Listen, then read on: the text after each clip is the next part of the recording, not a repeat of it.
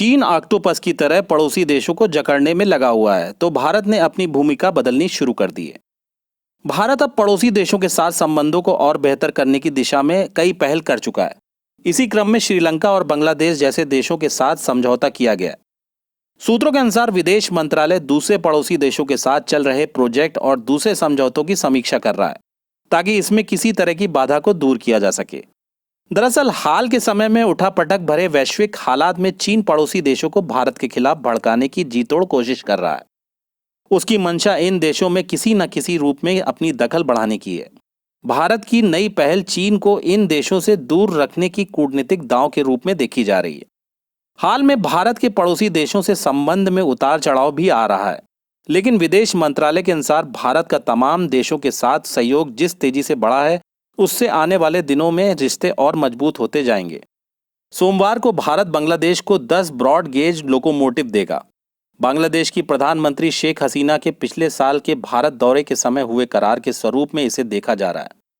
सोमवार को होने वाले कार्यक्रम में बांग्लादेश की प्रधानमंत्री शेख हसीना के पिछले साल भारत के दौरे के समय हुए करार के स्वरूप में इसे दिया जाएगा।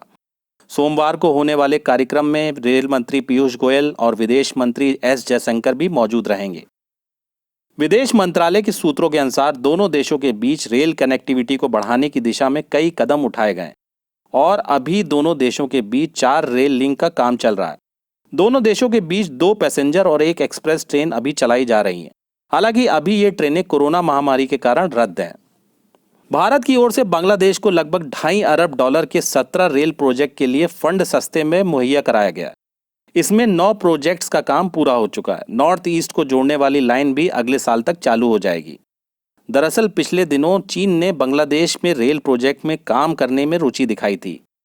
भारत ने श्रीलंका के साथ भी अहम वित्तीय समझौता किया है, जिससे श्रीलंका को गंभीर आर्थिक संकट से निकालने में मदद मिल सकती है। भारत ने श्रीलंका को $400 मिलियन का करेंसी स्वैप करने की सुविधा दी है। रिजर्व बैंक ऑफ इंडिया ने श्रीलंका के सेंट्रल बैंक को नवंबर 2022 तक ये सुविधा उपलब्ध कराई है। दोनों देशों के बीच ये अहम समझौता माना जा रहा है। भारत श्रीलंका के साथ ये समझौता तब हुआ जब चीन श्रीलंका पर उससे कर्ज लेने का दबाव बनाता रहा है। सूत्रों के अनुसार श्रीलंका ने खुद भारत से इस समझौते का आग्रह किया था। इसे सार्क करेंसी स्वैप नेटवर्क के तहत किया जाएगा। इस समझौते के लिए श्रीलंका के प्रेसिडेंट गोटबाया राजपक्षे ने भारत के प्रधानमंत्री नरेंद्र मोदी से आग्रह किया था। ऐसा श्रीलंका की खराब होती आर्थिक स्थिति के कारण किया गया। कोरोना के समय संकट में गई श्रीलंका की इकोनॉमी के लिए यह बड़ी मदद मानी जा रही है। पाकिस्तान भी बांग्लादेश को अपने पक्ष में करने की कोशिश करता रहा है, लेकिन इनसे दूर बांग्लादेश अब तक भारत के साथ ही दिखाई दे रहा है।